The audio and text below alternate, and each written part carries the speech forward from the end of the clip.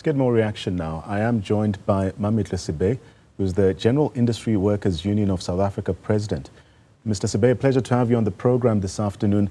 So you've been quoted as criticizing President Cyril Ramaphosa's address as a repetition of old promises without substance. Can you elaborate on specific instances where you feel these promises lack credibility?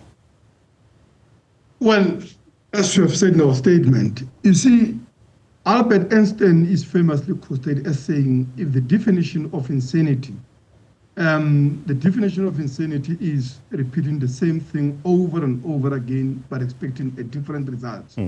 That we say is true, not only of this administration, but now of the entire political establishment, which has now joined the GNU and are united into thinking that while they could talk themselves into, or they could talk their wishful thinking into reality, despite all the objective constraints that their policies have placed on the possibility of a reindustrialization of the country and the recovery of the economy in a way that it can create the millions of jobs we need to end unemployment, but also the devastating levels of poverty and hunger in this country.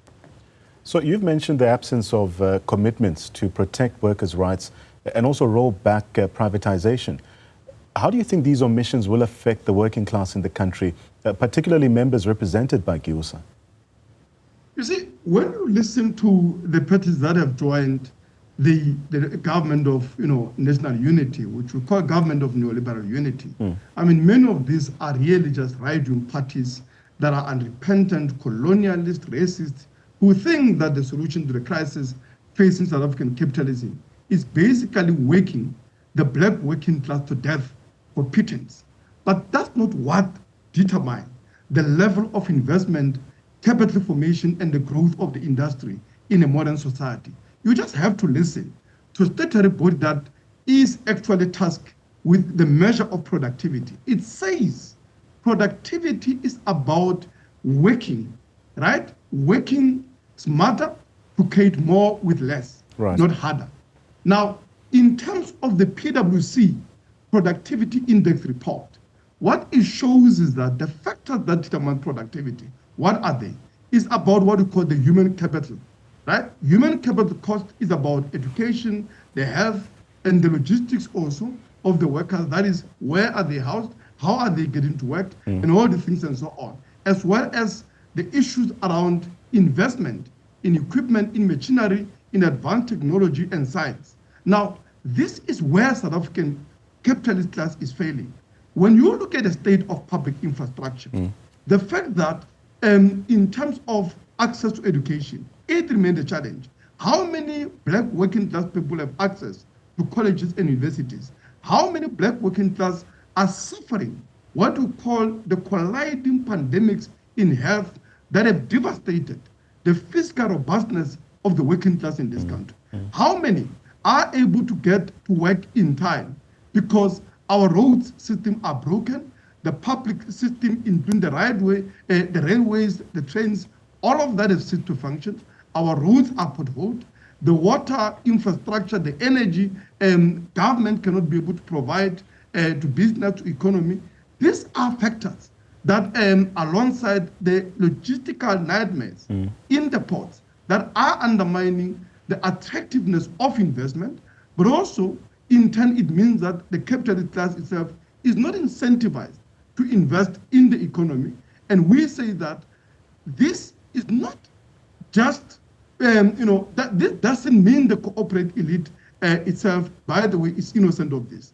They've been putting a pressure on government to cut a taxation on corporate profits from over 50% before 1994 to now 27%, which money is now left hoarded by big corporations. But this is the money that would have ensured that we build a reliable public transportation for the workers, that we build the healthcare, for the working class in this country, that we are able to take workers to schools and to university, to colleges, to ensure that we have a highly skilled labor, as well as making sure that we fix the roads, we fix the ports, we fix our electricity, we fix our water infrastructure, so that all of these public infrastructure that are needed to create conditions for economic growth are actually in place at the same time as we're creating jobs to ensure an employment of hundreds, if not millions, of young people who are idling in this country with the determination and ability to work in building the economy and society. Mr. Sebei, before we run out of time, also interesting is that your statement emphasizes nationalization as an alternative to neoliberal policies. Could you outline how nationalization could address the economic crises facing South Africa and why you believe it's the most viable path forward? We need public ownership over the key industries in this country, the mineral wealth and the land, in order that we are able to beneficiate all of this to ensure that, one, we reindustrialize the economy. And there are many opportunities that today exist, right? There is a green revolution going on around the world. South Africa has all the natural endowments in terms of not only the vast renewable energy sources in terms of sun, that is solar, but also in terms of the water, in terms of wind. We also have the minerals, particularly the platinum group metals, that are a raw material, which if beneficiated, not only means that we can have a reliable energy supply for this country, but actually we can lead the green industrial revolution that can create jobs in the millions we need to be able to, overcome the crisis of unemployment and so on. But the capitalist class is not going to invest for the reason that I've already mentioned. One is that the poor public infrastructure, which is created by a fiscal crisis of their own making, where they've reduced corporate tax or tax on corporate profits to ensure that government is able to invest in this infrastructure. That in turn has lowered the rate of productivity of the worker because of the backwardness of the labor regime in this country, with a low level of technology, with a low level of capital equipment, and reliance on a cheap black migrant labor that is being worked to death without the advanced technologies needed to compete with their counterparts in the most advanced industrial country. So therefore, the capitalist class has no solution.